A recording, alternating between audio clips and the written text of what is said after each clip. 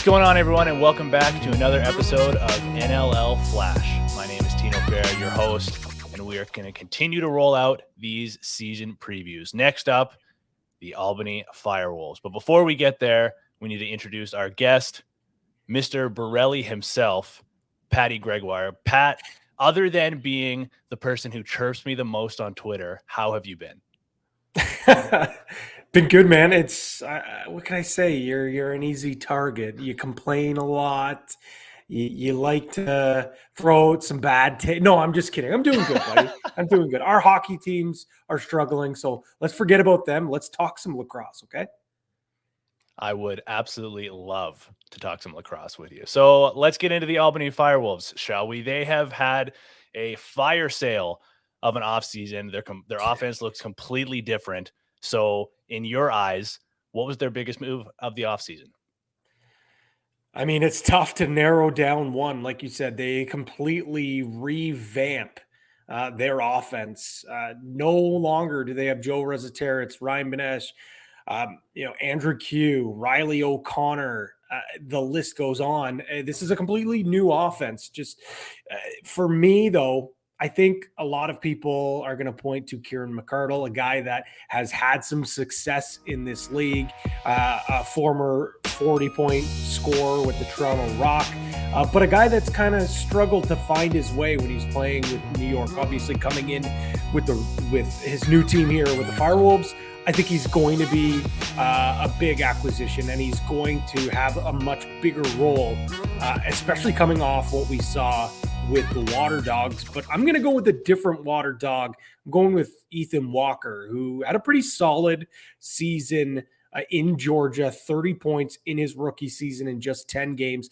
But this is a guy that I think Albany really wanted to go out and get. He's a dynamic athlete. He's got a great shot from the outside.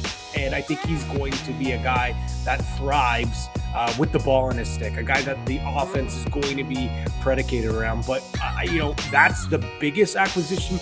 But, man, you could look at so many other players they bring in. Connor Kelly, excited to see what he brings. Tate Katoni coming off a massive summer season with the Lakers, especially in the Mann Cup. Aaron Forster reunited with Glenn Clark, his junior A coach, Travis Longbow, Jackson Reed. I mean, the names go on and on. This offense is going to look completely different.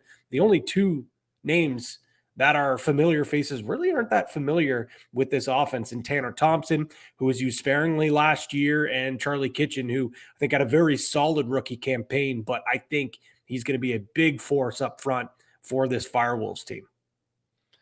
Considering you just named, a zillion guys, or at least it felt like that, it might be a little bit hard to narrow this down, but can you narrow down one player to watch for this season?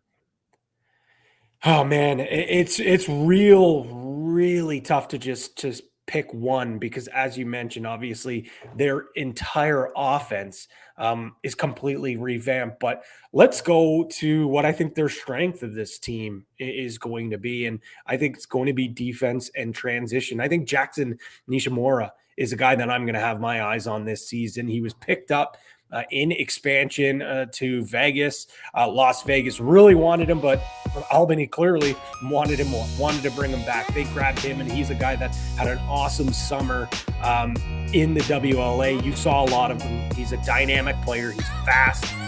He's ferocious, and he's really starting to get comfortable at this level. He's getting thicker, and he's a guy that I think is going to really step up and be a contributor in transition. Tony Malcolm no longer with the FireWolves. He was really that spark plug in transition. So I'm looking for Nishimura to really step up, because we know it's going to take a while for this offense to click. If it clicks at any point. But I think it's going to be the defense, these transition guys that are going to have to chip in 3-4 goals a game if they're going to want to compete and win some games this season. I don't think it's a stretch to say that Albany's probably going to be considered an underdog for most of the season, but with Doug Jamieson in net, anything's really possible. So again, in your opinion, what has to happen for the FireWolves to make the postseason? You read my mind. Doug Jamieson has to find his form from the COVID shortened season where he won the goaltender of the year. And I think he's going to have to be that guy. He's going to have to be him, as the kids like to say. And I think he has the capabilities. He is a world-class goaltender. Last year, we saw him struggle a little bit near the start of the season, but he found his way. And a big reason, I mean, everyone was talking about it. He was in phenomenal shape, really took the COVID layoff serious and got into shape, but he kind of had to find his way. He had to find a little bit of a newer style. Once he found himself in that new body, he was very close to what we saw from his goaltender of the year season. So I think he's going to have to be the backbone, but let's not forget about the defense in front of him. They're strong. They're athletic. They like to push the ball in transition. They're going to help him out. But if this team, which I think, and I hate using the term rebuild, but I do believe at least on one side of the ball, they are rebuilding their offense. But on defense, and with this goaltender, an elite goaltender in Doug Jamieson, they're going to still be that backbone, and it's going to have to be the backbone that pushes them into the postseason next year. It's going to be a tall task, Tino, but you said it best. When you have an elite goaltender like Doug Jamieson, you have a chance to win. Patty, thank you very much. Your contributions are always very much appreciated, even if you are going at me a little bit too much on Twitter, but we'll see. So on behalf of Mr. Pat Gregoire, myself, Tino Fera, thank you very much for watching, and we will see you next time.